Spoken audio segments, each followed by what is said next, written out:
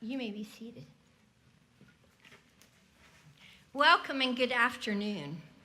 Thank you so much for joining us for Baccalaureate. For me, it's a very special baccalaureate because I started with all of you 4 years ago. So some of you and many of you I've known since you were first years, and so it's exciting to see you graduate. So thank you so much for being here. But I think right now you're wondering, so I'm at Baccalaureate, and I don't even know what that is. Is that a good guess, right? So let me tell you what Baccalaureate is. Historically, the Baccalaureate service derives from a medieval European custom of presenting candidates for the degree of bachelor, that Bacca, okay, with laurels of sermonic oration. Now that sounds really fancy. And you heard the word sermon. Don't be afraid, though. I'll tell you why later. The first baccalaureate service was held at the University of Oxford in 1432, when each bachelor was required to deliver a sermon in Latin as part of his academic requirements. So since the earliest universities in America were founded primarily to educate clergy, this practice carried over from England to the United States. Now, let me assure you, you are not going to hear sermons today. So rest easy, take a good breath, it's okay. There's not even going to be one of those. We're no longer about educating ministers, of course. Now baccalaureate services are typically times of reflection and celebration and thanksgiving for the college experience, your college experience.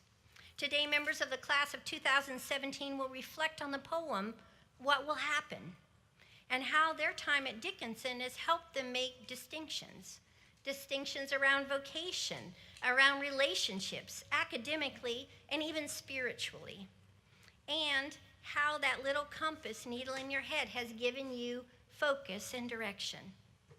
So we are so grateful that you are here with us.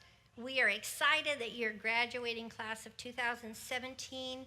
I know you're going to enjoy the students that you hear speak and sing and the things they have to say, and our alumni speaker as he shares with you as well. And what a blessing to have you here with us. So without further ado, I want to introduce you to our president, Neil Weissman.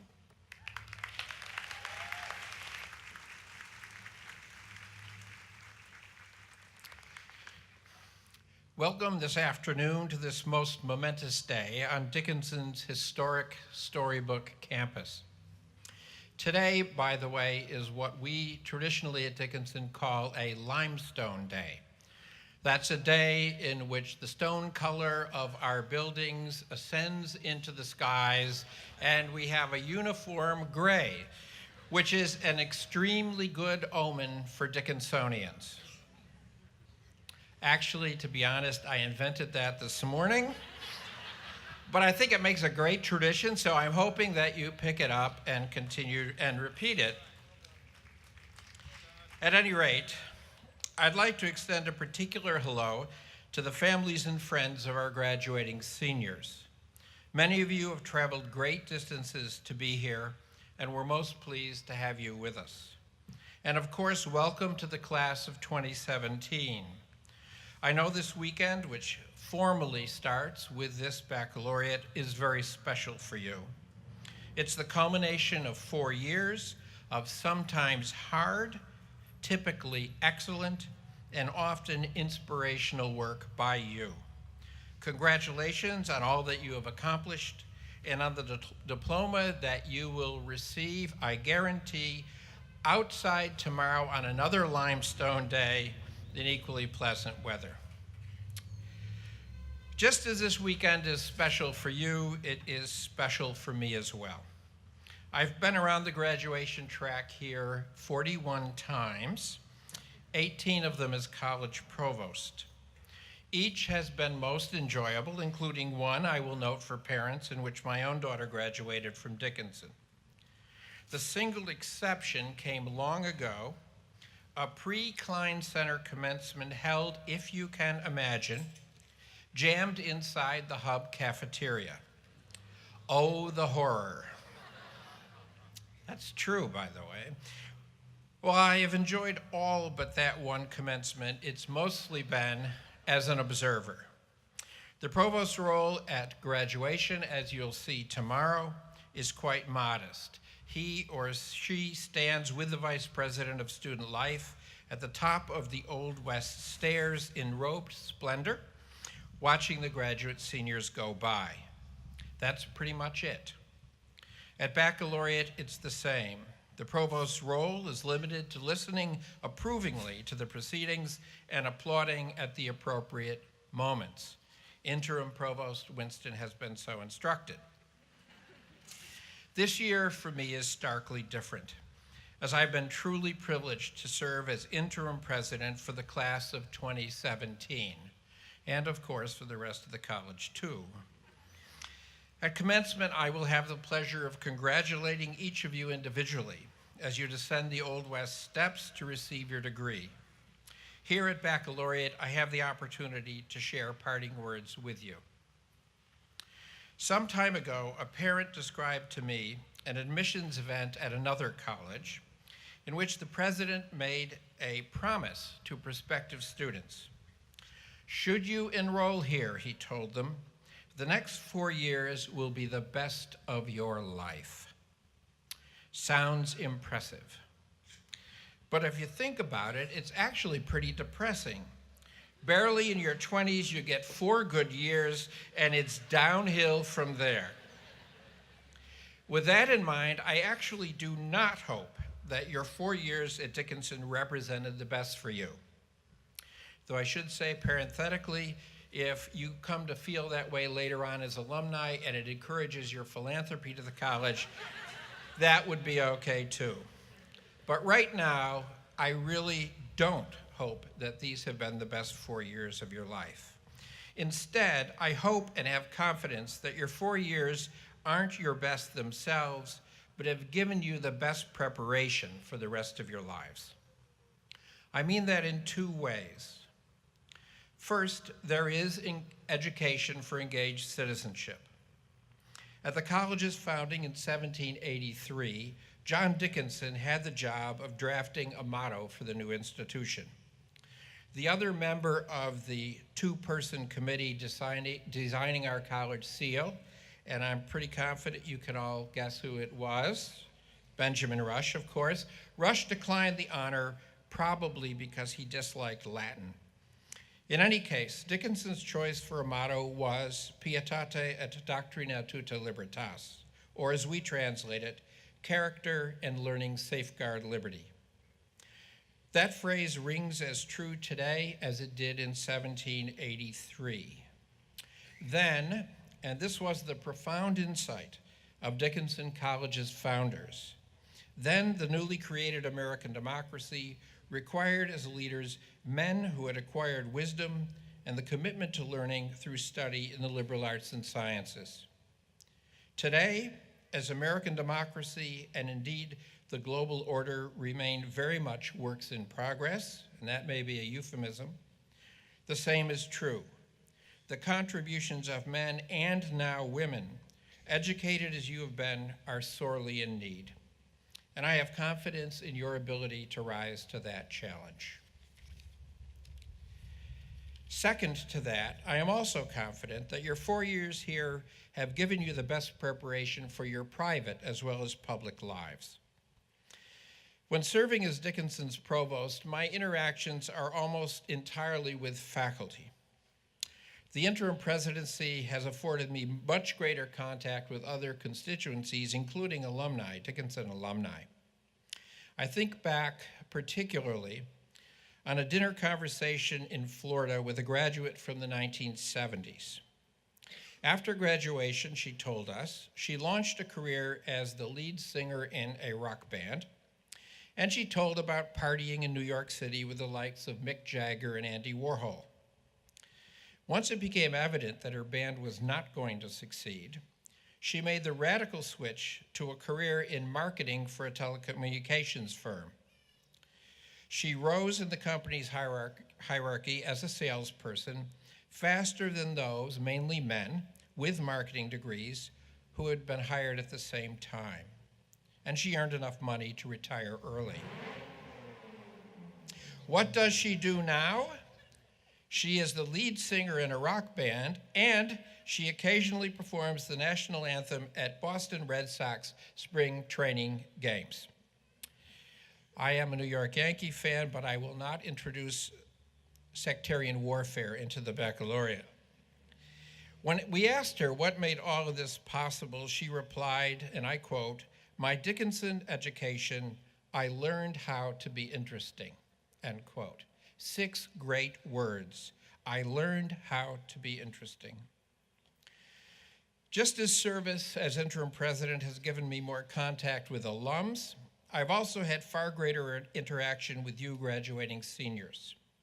You have in your 4 years here, in classes, in study abroad, in lab research, in internships, in athletics, in clubs, and in informal interaction with fellow students who will become your lifelong friends. In all of this, you have followed her example. I know from experience with you that you have learned how to be interesting. You will make your own lives richer as a result, and you will enrich the communities in which you live. We look forward to watching the myriad ways in which you will employ your abilities. Congratulations, class of 2017, and thank you.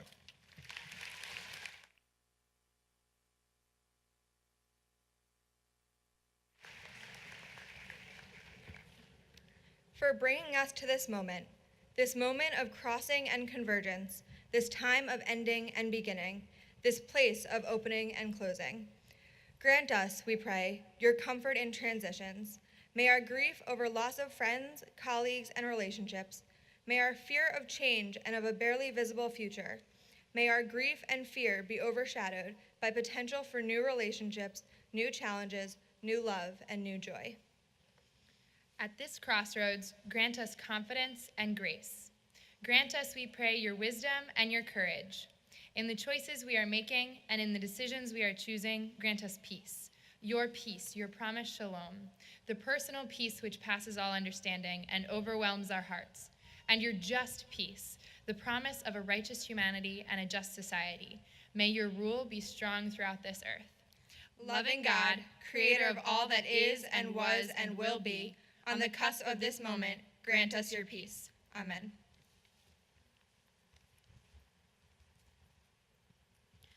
As a proud member of the Navajo Nation, I will be praying in my indigenous Diné language. Kudo hujon dolel shema nahasan yadel hilshitcha diyen Diné ta din den danso zini ni hich en hietine silto na ideshkan. Sheche hest eyalt sheche hest ewan yol kay asan shema asanat lehishema. Tradedin ishki anelt anit ed sa ahna gaibik ehujon dolel ta shapik eno nalom kha ate shade a nahokons ne elni ya elni nihik ehujon dolel nahastan shema eben najet nihit is nalini nihit sekes nalini shik eben ashni dolel trabahe honogahni kentlechitni do trachitni Eben najet shich empezil dolel, ebe shitrahya ahot dolel, shema, shija'a, shema sane, shinale, shemayaje, shiyaj, shade, shideje, shalchene doshik a alshoja ahyaha. Eben najet be nas nana stal dolel, eben najet kodods alshonihik eben ye be nas nane kai dolel.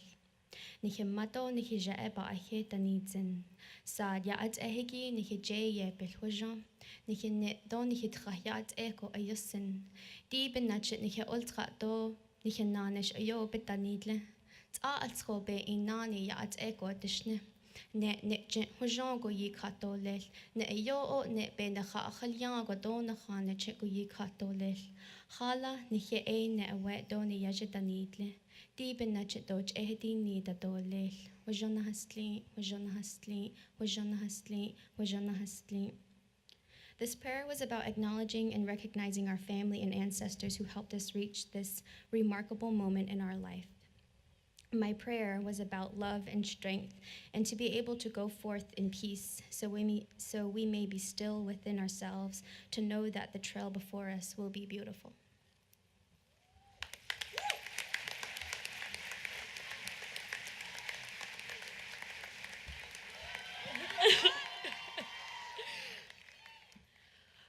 What Will Happen by Naomi Shahib Nye. The honeybee, and monarch, whose lives are much shorter than ours, hover briefly in flowers that don't have much to offer. Making distinctions may be more helpful than any great talent, knowing which way to turn corners, that little compass needle tipping inside your head. Wrap a few words around your waist: persistence, resilience, where some wear passports. Don't worry too much what job you will have, Alberto said. Work on what you love. Your needs will be met. No test can measure anything important. On the bulletin board at the San Francisco Zen Center, someone is looking for an unobtrusive person whose first duty every morning will be to make coffee. This could be you.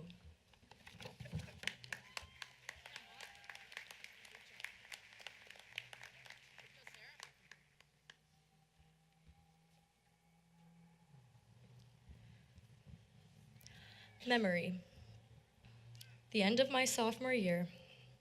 My mother picked me up from 2527 West High Street to drive me home for the summer. The moment we enter the PA Turnpike, I start sobbing. It was the sudden feeling in my stomach that said, there is no going back. The group of people I've spent what I consider the most formative year of my life with will never be together in this capacity again. It was an aching loss, a longing for something that existed just the day before.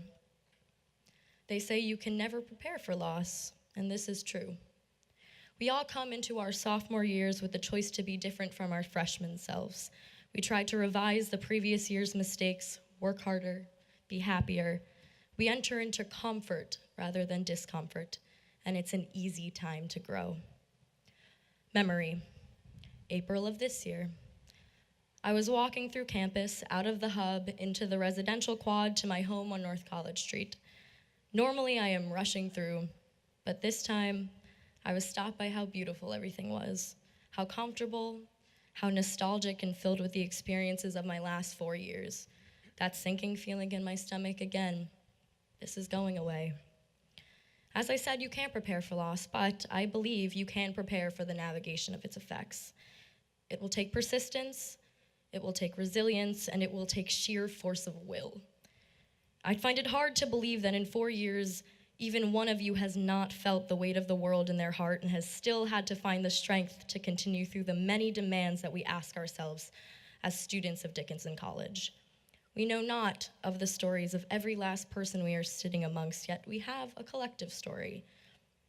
Tell me that you haven't felt the surreality of a place like this.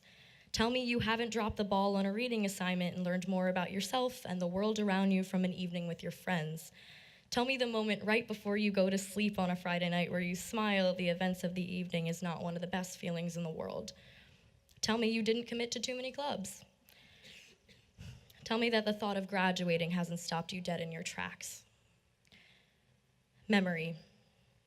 I'm at a cast party my freshman year after the first theater event I ever performed in. A junior at the time tells me, all this, referring to the party, is extraneous. Find what gets you up every morning. For me, it was theater. It was spending 7 to 10 p.m. every night and 6 to 12 every tech week in a large, dark space for the purpose of bringing the most critical of stories to campus. Another part of our collective story. Though our fields of study span across numerous different majors, we do share something in common: passion. Passion for what we study, the importance of it, working hard for it, and what we can and will do with it in the future. The idea of choosing a practical major is few and far between at Dickinson. Love for learning and contributing to these fields, I believe, and a want for experiences drives us far more than a desire for safety. Memory. My academic advisor for my history major tells me he is proud of the person I have become. This meant far more to me than any paper or midterm he has turned back to me with an A on the top. I have found much more accomplishment in standing up for what I believe in, whether it be amongst friends or the campus, than any large paper or presentation. And here lies another example of Dickinson's collective passion. In my time here, I am happy to say that I've seen more advocacy and activism than injustices, more events centered around raising awareness and helping others than parties, and more examples of the beautiful nature and friendship and community this place offers. The people I've been so lucky to learn from and experience life with these past few years are the most wonderful human beings that I've ever met in my entire life. From the seniors who gave me wisdom and guidance to when I was a freshman to the current freshmen who I see incredible potential in and possibility for this campus, to the people who have been in my life for 4 years through the darkest and most joyous times. We all have a sphere of influence that expands beyond our few years. It expands through those who have already graduated to those who will after us. My dad graduated in 1985, and here I am, a part of him, imparting the lessons and love he's taught me and receiving the lessons and love others have to offer. Memory. Thanksgiving break fall semester this year. While I have a very loving home, it still felt like I was away from family on Thanksgiving. Home rests in this place, in this campus, and in this people. I felt antsy and I felt uncomfortable. Pulitzer Prize-winning playwright John Patrick Shanley came to campus in November to receive the Stell Fox Prize. His speech, which was supposed to be about the differences between stage and screenwriting, was instead, quite simply, about life and all of its complexities. At one point in his speech, and this has stuck with me, he declares, "Comfort be damned." If there is no greater peace than the feeling of being in exactly the right place, there will be no greater discomfort than leaving a place we've called home for 4 years. What comes after will be a hard time to grow. We will find ourselves needing to grow around the losses and holes and rebuild a bank of experiences and people to fall back on and find ourselves as people beyond these walls. Our compasses are calibrated to Dickinson. But, like an instrument moving to a new environment, we must be retuned. The experiences of all the music we've played does not go away. The techniques we've developed to know what to do in critical moments, knowing where to turn at corners, as the poem says, or at walls, or at closed doors, those foundations are there, and they always will be. Memory, soon to be, here and now. I stand here with the knowledge that few of my friends, including myself, have packed up their apartments and rooms. This avoidance should not be mistaken for laziness in its entirety, but an avoidance for that feeling in our stomachs again, aching nostalgia. It's true, our comfort will be damned tomorrow, but in this moment we sit together in all of its simplicity. Beyond anything else, Dickinson has instilled in me the value of community and the necessity of building it up, addressing its issues, and loving all of its flaws. Take with you what Dickinson taught you above all else. Our collective story is one of passion and resilience, but imbued with individual branches and tracks. When we wake up tomorrow, alumni, everything will be different. As with any loss, carry its memory with you in your heart. Do not let it go. Call upon it when it is needed, and the only thing you have to fear is a resistance to change. You will find your way. Thank you.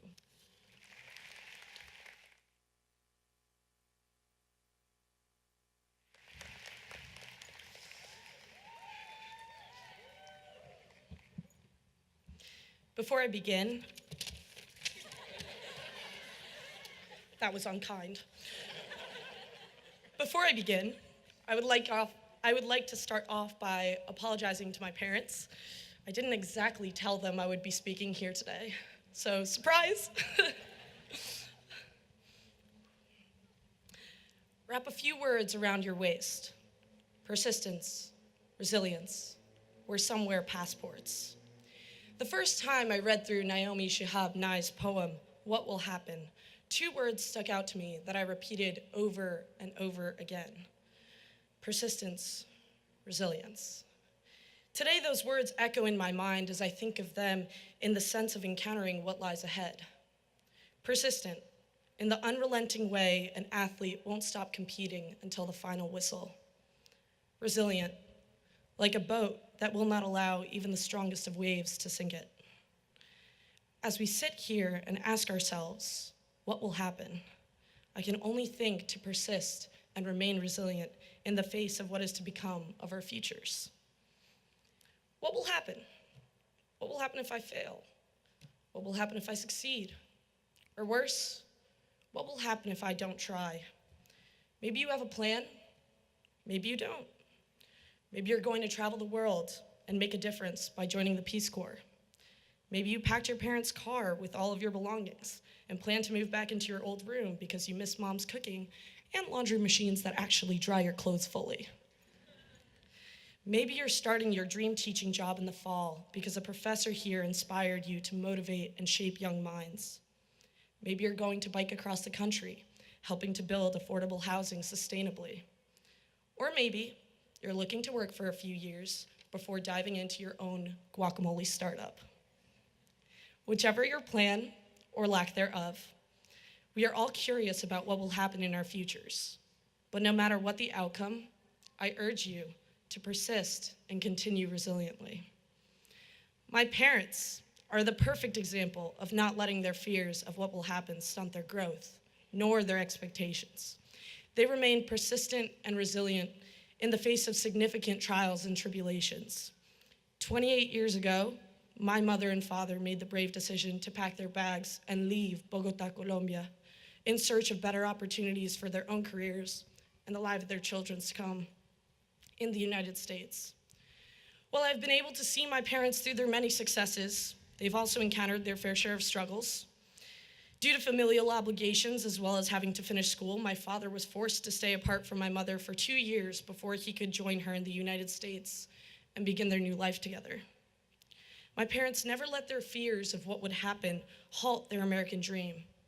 In fact, they let them motivate them even further. They continued resiliently by writing hundreds of letters to each other and persisted, working hard to learn English and earn and re-earn their degrees, as well as jobs in their respective fields. They did not move to this country with more than a Colombian college education and some pocket change. Knowing that my parents are the epitome of the American dream, and seeing where they are today, attending their second child's college graduation from such a highly regarded institution makes me proud. But more than that, it makes me feel optimistic. If they were able to not allow their apprehension of the unknown hinder them from staying persistent and resilient, neither should we. Persist and continue resiliently, class of 2017. What do you have to lose? What do we have to lose? While in many cases our opportunity cost may be time or money, how can we compare those two with the energy and boldness we have in this chapter of our lives? We are such young and capable individuals with so little to lose and given so many opportunities to look forward to. But it's our choice on whether to take them or not. So again, I ask, what will happen? I wish I could tell you I knew. I wish I could tell you that there is a map out there that will tell you every which way to turn, when to stop and think, and when to pick yourself up when you fall. Fortunately, we will get to experience the uncertainty of life in the real world and be afforded the chance to mold our individual futures into what we want them to be. This type of uncertainty of the future is what will open our minds to learning and to further enriching our lives. Allow the fear of the unknown to motivate you. Let your failures inspire your eventual success, regardless of your definition of the words, because I have no doubt that with the combination of persistence and resilience, we can all be successful. We must learn to navigate through systems, whether welcoming or not, and when the time comes, redefine them. We know our inherent values of inclusion, inquiry, and engagement, and we have never been afraid to voice our opinions to better ourselves and the meaning of those values. Carry our Dickinson values with you, and don't be afraid. Be bold, be loud, be unapologetically you. Be Dickinsonians. Don't let the fear of the unknown stop you. Didn't stop my parents, won't stop me. Continue to be persistent and remain resilient. We have nothing to lose. Thank you. Gracias.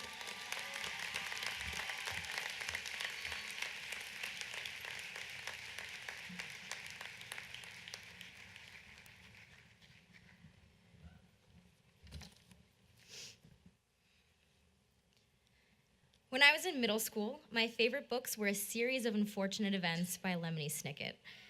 Even then, I loved dark comedy served up with a side of new vocabulary words, reading about 3 children growing up like me in a world that they were afraid of, but always making it through more dire situations. In the 6th book, Violet says before climbing down an elevator shaft, if we wait until we're ready, we'll be waiting the rest of our lives. In my last 4 years at Dickinson, I feel I've been a pretty typical student. We always seem to be searching for words to put on our resumes, and we wrap ourselves with experiences that we think will help us make our way in the world when we leave. But like before a bird learns how to fly, at some point we might have to be pushed from the nest.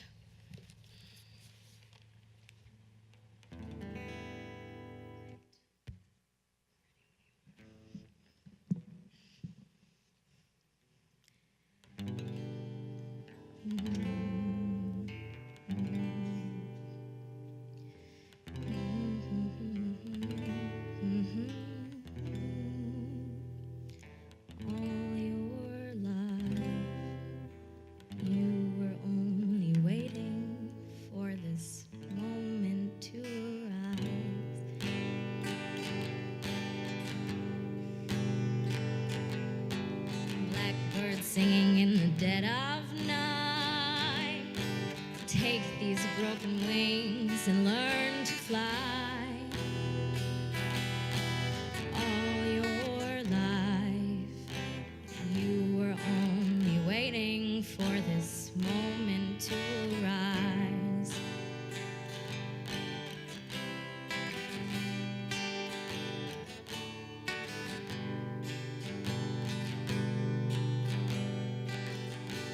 Blackbirds singing in the dead of night. Take these sunken eyes and learn to see. All your life, you were only waiting for this moment to be free.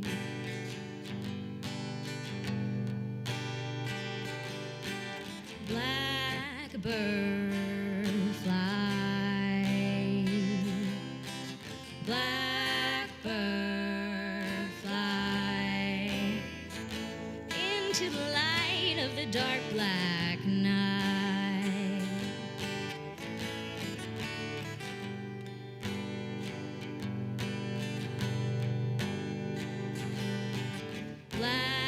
Blackbird fly. Blackbird fly into the light of the dark black night.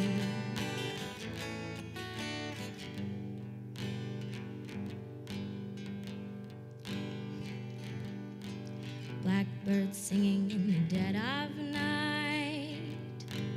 Take these broken wings and learn to fly. All your life, you were only waiting for this moment to arise. You were only waiting for this moment to arise. You were only waiting for this moment to arise.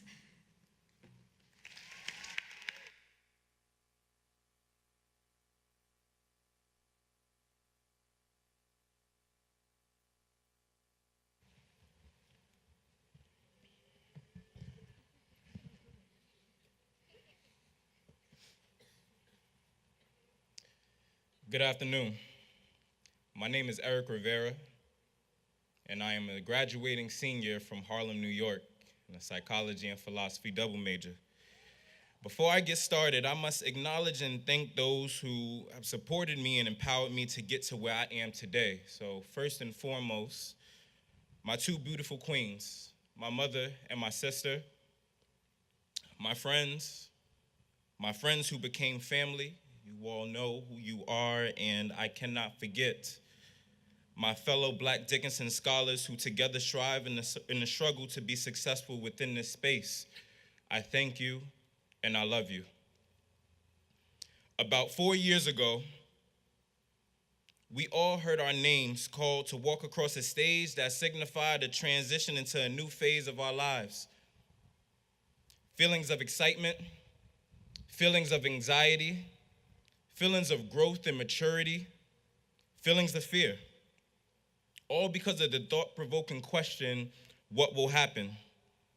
And now tomorrow, we may be faced with similar feelings of excitement, anxiety, growth and maturity, and fear because we are once again prompted with the same question, what will happen? Some of us may have somewhat of a clearer answer than others. Nonetheless, we are all still standing right before this question, not being able to see much further beyond it. Hesitation and complacency is likely when we cannot see ahead, which thus stifles us from taking one step further into the unknown. During my time at Dickinson, I have learned not to hesitate to move forward and not to be comfortable in complacency. In order to do that, I needed to be critical of the question before me, what will happen? And I realized that this question assumes that I currently do not have agency over what will happen. So, class of 2017, tomorrow as we put one foot in front of the other to walk across another stage and out of Dickinson College, I want to encourage you all, instead of asking what will happen, we should ask ourselves, what will we make happen? If I would have spent my years at Dickinson just pondering on what would happen next, my time here would have been terrible. My experiences would have been limited, and my growth would have been stifled. When I came to Dickinson my very first semester, the time when my hair came barely past my shoulders, something in a bob or something, I thought that a path of opportunity and success would be laid out before me and that all I would have to do was just ride the wave of determinism, the whatever happens, happens way of living.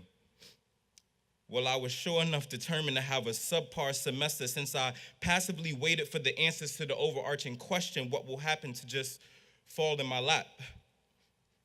If I were to succeed, particularly within this space, I needed to change my attitude and adjust my behavior in order to be more active in determining what's to come.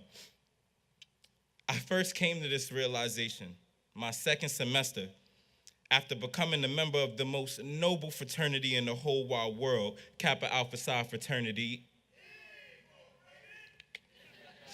A fire was lit up under me to achieve in every field of human endeavor. They taught me that this achievement would not just come to me, rather, I must make it come about myself, for I am the master of my fate and the captain of my soul.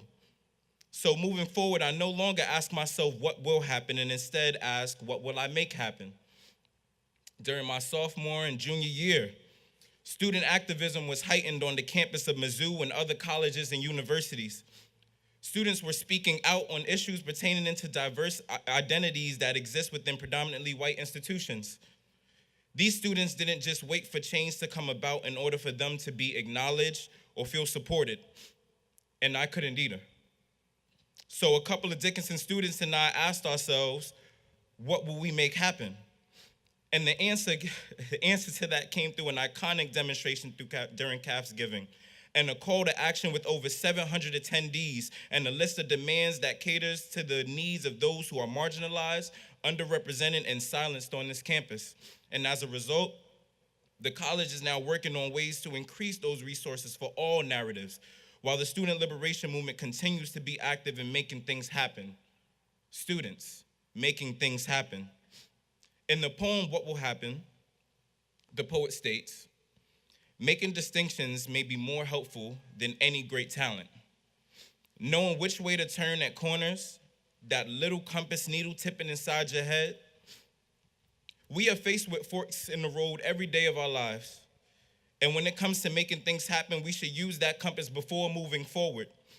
With each step that we take, we create our own path. When I answer the question, what will I make happen, I am determining my own future. And I know that all things are possible because I have knowledge of who I am and where I am in this world. I have the wisdom to discern in which direction to proceed and the understanding that I have the power to do so. Power, the ability to control my narrative, agency, the ability to refine all within my control, Ashe, the agency to bring my will into manifestation. I have the power, the agency to determine what will happen. This is the realization that I came to here. And for the students who remain on this campus, please realize that you too are powerful beyond measure. You have the agency to make the best of your experience and be the force to make a change. Speak up, speak out. Be about that action. Build community, which is strongly recommended for the best results. But remember, graduation is the expectation. Ashe, class of 2017, as you navigate through life after Dickinson, you have the ability to determine what will happen next. If you are unsure about the next steps to take, reflect. Reflect on who you are and where you are. Reflect on what are the expectations you have for yourself and why do you have them. Asking what you expect from yourself will motivate you to fulfill those expectations. Asking why do you have them will gauge how meaningful and reasonable those expectations are to you. Once you figure that out, you will be able to discern what you are willing to make happen. So, seniors, class of 2017, whatever you are willing to make happen, let's make it happen. Ashe, Ashe, Ashe.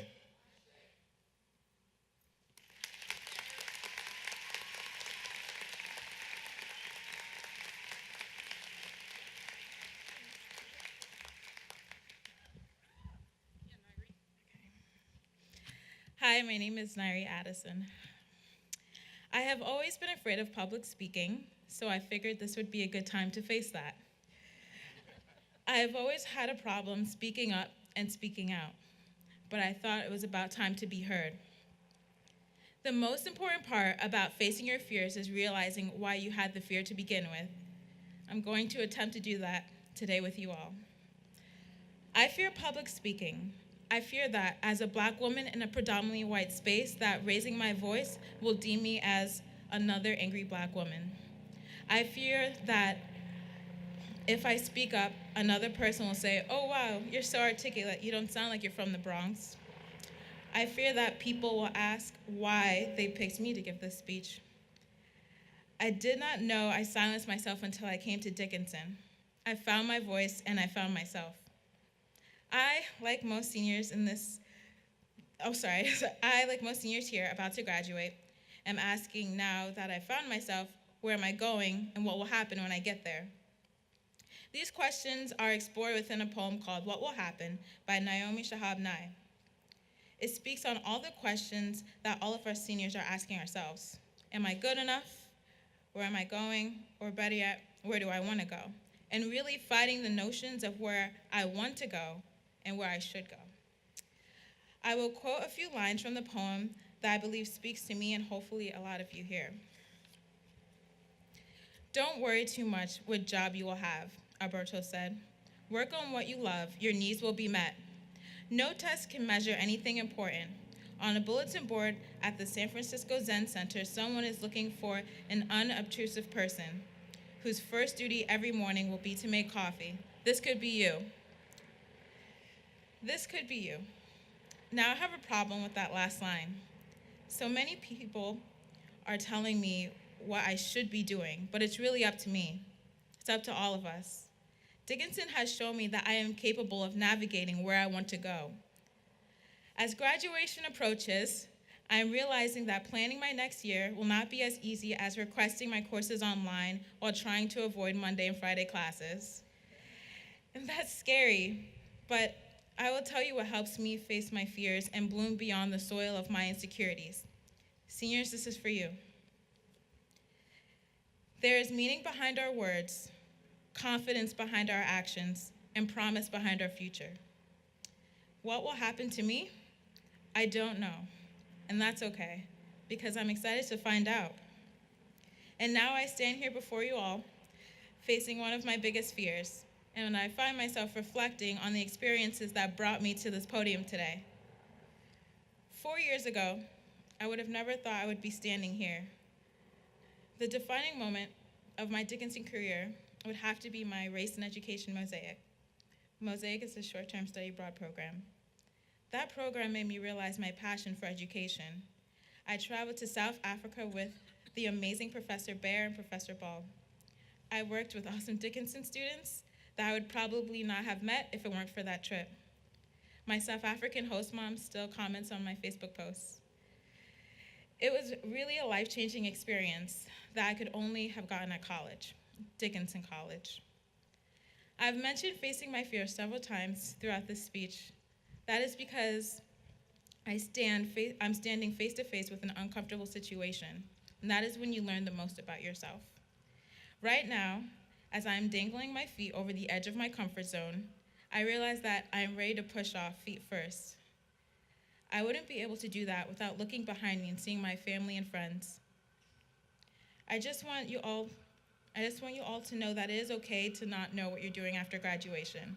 It is okay that you're still figuring things out. I will leave you all with this sentiment. We all have a story that led us to this day. We all have conquered our fears, no matter what they may be, to get here. If we can do it once, then we can do it again. Thank you.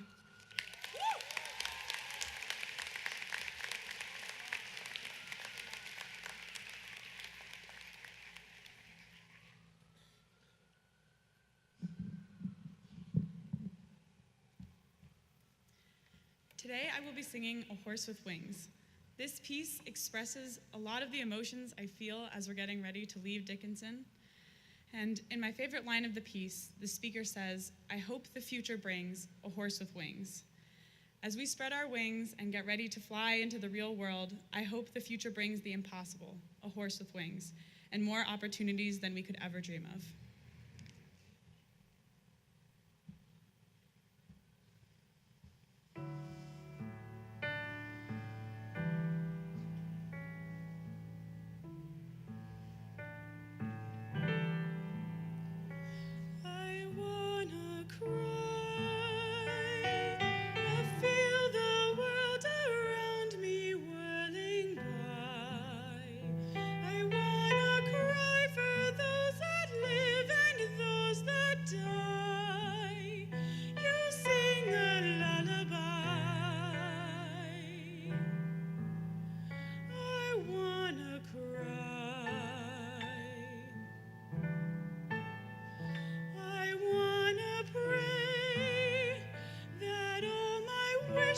Could come true after today. And should I put a word for you, and should I say an extra Kyrie?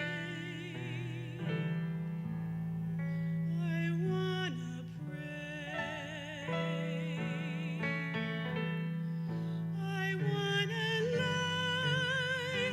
I wanna think that things are better than they are. I wanna think we've gotten further, and that far is just an inch away. I wanna lie.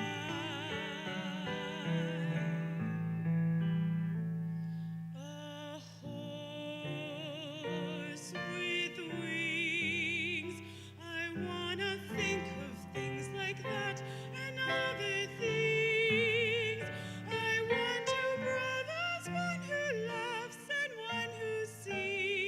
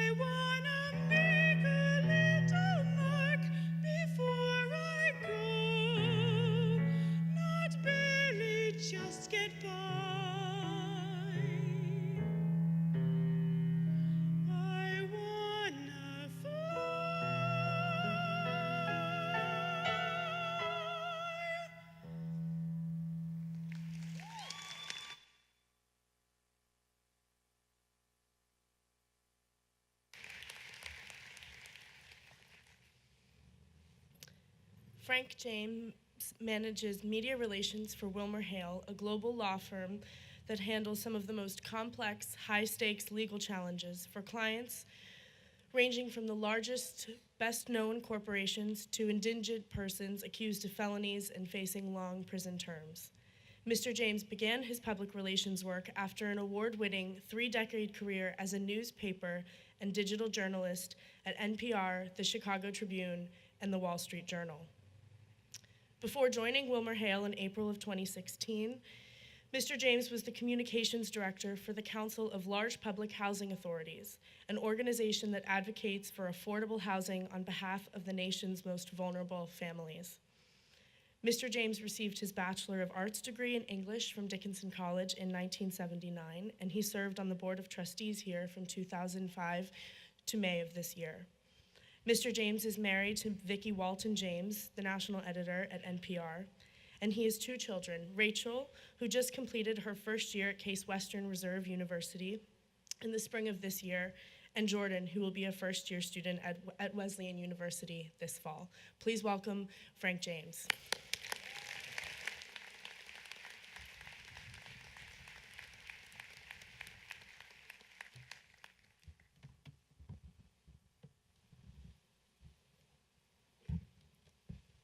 Thank you, Savannah, for that introduction. And I want to say that actually I am still on the Board of Trustees. I've been informed that I'm on the Board of Trustees until June 30, so I still have all the rights and powers and privileges of a trustee member, so watch yourselves out there. I am profoundly honored and moved by this opportunity to speak to you, the class of 2017, today. During my many return visits to our extraordinarily picturesque college as a member of the Board of Trustees, I have enjoyed meeting many of you in this class. You have deeply impressed me with your intelligence, your passion, and your poise. I have no doubt you will also impress the world beyond these limestone walls. As I stand here looking out at you, my mind travels back to my own commencement exercises here nearly 40 years ago. It's so hard to believe that it's been almost 40 years since I descended Old West time-worn steps. I recall that Hannah Holborn Gray, then president of the University of Chicago, the first woman to lead that institution, was our commencement speaker. I cannot remember a word she said. I went on YouTube to see if I could find archival footage of her speech that day. No luck. You in the class of 2017 won't have that problem. We record and live stream all of our commencements now. 40 years from now, you'll be able to call up the video of Admiral I practiced that too, Stavridis's speech tomorrow and watch it as you sit in your living room, maybe on the planet Mars, in Elon Musk City. My strongest memory from that commencement day in 1979 is a moment I still deeply regret. It involved one of the most lovable professors at this college for many years, Joe Schiffman. He taught English and American Studies. There's a memorial to him next to Bosler, right there in the corner of Bosler, a Japanese maple tree and a marker. The marker gives his lifespan, 1914 to 1999. In quotes are the words, beloved teacher, husband, father, friend. He was my teacher, mentor, friend, and father figure. Besides being his student, I was his research assistant.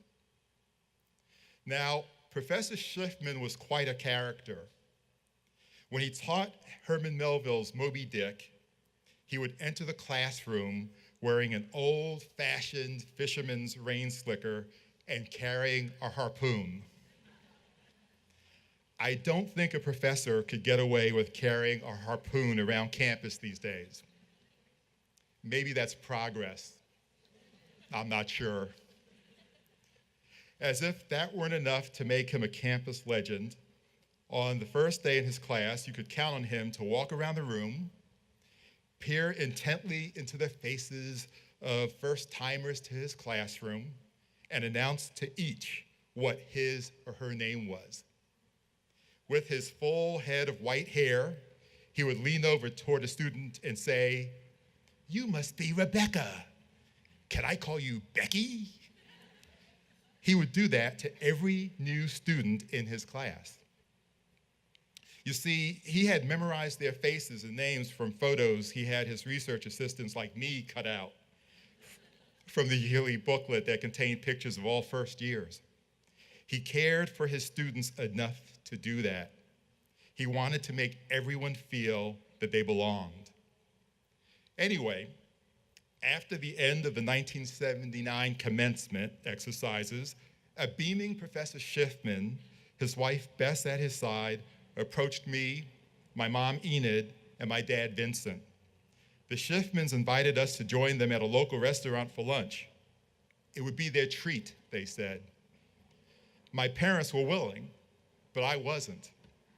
I haltingly declined the invitation.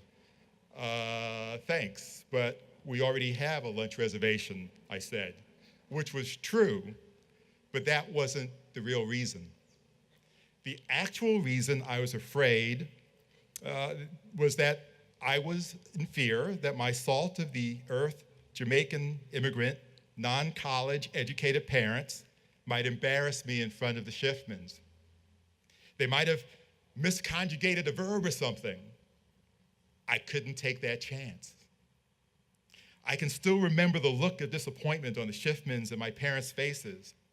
What a missed opportunity. Those two couples should have had the chance to break bread together, to celebrate my achievement together. Looking back on it now, I find it hard to believe that I feared my parents could possibly embarrass me in front of a guy who wore a rain slicker and carried a harpoon to class to teach Moby Dick. Even without college educations, my parents were smart, friendly folks who loved to talk and laugh. And they knew in their own way how to put strangers at ease. There was really nothing to fear. But my 21-year-old brain was blind in that moment to anything but my parents' potential to embarrass me. My fears won out that day. Fellow Dickinsonians, do not repeat my mistake tomorrow. If a beloved professor offers to buy you and your family lunch, say yes. It's a free meal, for crying out loud. F-R-E-E. But seriously, it's remarkable how even on a day that epitomizes so much hope, like the day of your college commencement, fear is right there too. In fact, it seems like those two always travel together, fear and hope. They're like conjoined twins where you find one, you find the other. My fear of the potential for my parents to embarrass me in front of my learned professor wasn't my only worry on my commencement day. I was also anxious about what came the day after commencement. I didn't have a career path figured out. I wasn't going to graduate school. I didn't even have a job lined up. I had hope that once I started really looking for a job, I'd get one. But hope wasn't going to pay my share of the rent in the house I lived in on South Street. Those were nervous times. I'm guessing that for many of you, this weekend of hope and joy, this commencement weekend, is also a time of some fear and anxiety. Even for those of you with jobs or seats waiting for you in graduate or professional schools, there's still uncertainty. There are still questions only the future can answer. Will you be successful at the next level, or as successful at the next level as you were at Dickinson? Will you find meaningful work that pays well? And then there are the big cosmic worries, issues like global warming, the future of American democracy, or the dystopian future in which, some experts say, artificial intelligence will take all of our jobs. So yes, there's much to be anxious about, even at this time of hope. But I think you have every reason to allow your hopes to vastly outweigh your fears, and here's why. You are among the fortunate few who have ever lived, who are getting bachelor's degrees from a first-rate liberal arts college, and all that that means. This is an extraordinary education that you have received. Now, I don't know how many people have gotten liberal arts degrees in human history, but it's been a relatively paltry number compared with the number of people who've ever lived, I'm sure. The Population Reference Bureau estimates that 108 billion people have ever lived, 7.5 billion being alive right now. Given that no more than 4% of US graduates of not-for-profit colleges get degrees from small liberal arts institutions, you can see that you are indeed among the fortunate few. To earn that degree, you've shown curiosity, persistence, and empathy. You've also demonstrated creativity, critical thinking, and superior communication skills. Some of you have been innovators. Many of you have been leaders. You have a global perspective strengthened by studying abroad. You think creatively, critically, and flexibly. And you've learned how to keep learning, a skill that will allow you to better adapt to an uncertain future. That means if the industry you're in implodes around you, the way journalism did around me due to the internet, you'll just climb out of the smoking ruins and move on to whatever's next. Experts say it's precisely college graduates like you with the abilities I listed who are most likely to thrive in a world ever more reliant on technology. Then there's the confidence that comes from having been in a place like this where scholars like Joe Schiffman know your name and indeed become lifelong friends. With professors like these standing behind you, believing in you, it's hard to not believe in yourself. I'm sure the knowledge of how much my professors believed in this kid from the Bronx gave me the chutzpah to write and talk my way onto the Wall Street Journal. And by the way, Dickinson got me in the door there. The Wall Street Journal's national editor at the time, the guy who hired me, he was a Haverford College graduate who, of course, knew of Dickinson. Now, all right, I've debated with myself about whether I should tell you one of the reasons Dickinson left such a strong impression on this guy. I decided to tell you. It just so happened that editor not only attended Haverford College, but also grew up in the town of Haverford. Among his favorite childhood memories, he told me during my job interview, were the times Dickinson's football team would visit Haverford. He told me that Dickinson students who traveled to Haverford to cheer on the Red Devil would essentially run amok in his neighborhood, jump over backyard fences, and throw people's patio furniture into their swimming pools. This enraged all the homeowners, including his parents, but amused the child who later became the editor who interviewed me for my first job in journalism. And now you can see why I wasn't sure I should share that story.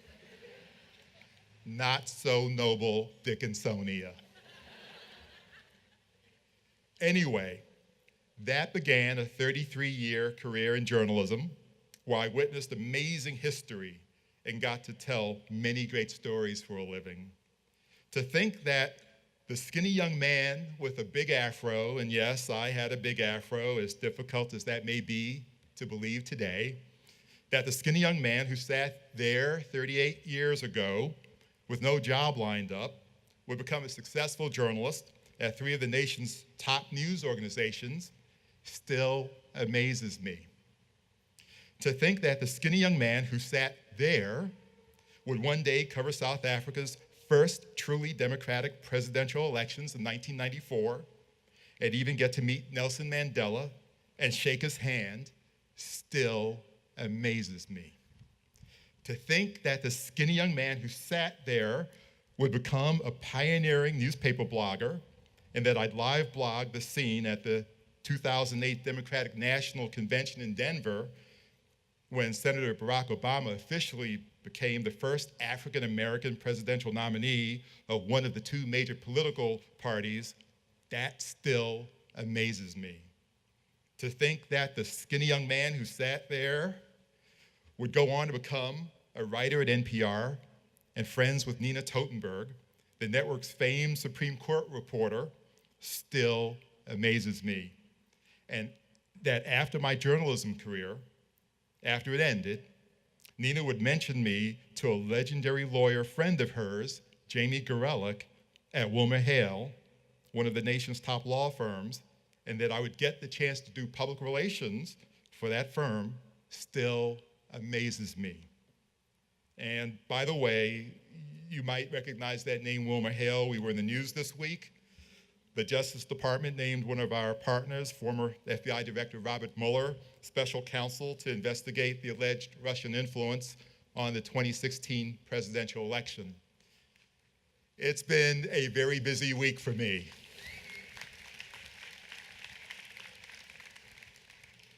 And all of this happened for a guy who didn't have a clue what his first job would be when he sat right there.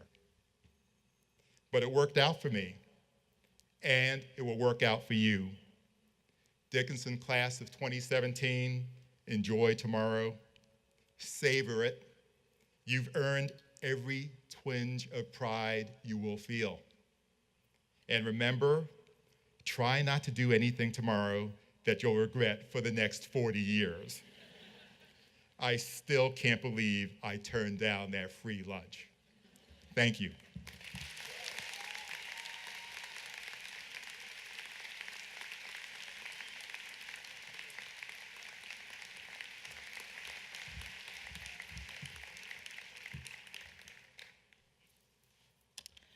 So let us go now from this place and these people we have learned to love into a world we are still learning to love.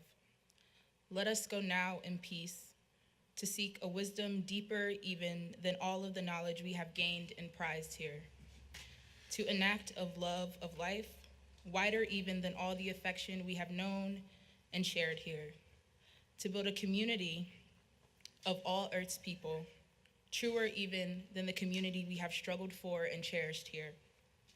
Let us go because the world that waits is ripe with possibilities, filled with enough anguish and struggle to make our hearts ache, and enough beauty to take our breath away. It is a world that hungers for our gifts, that awaits our insights, that longs for our solidarity, that will reward our imagination, that will rise with our courage. And believe, if you dare, even as you have dared to believe so much while you have lived here, that the deep peace of the Holy One lives in you even now as you go, and that it will show you the work that waits before you, the hope that grows around you, and the courage that stirs within you. Go in peace.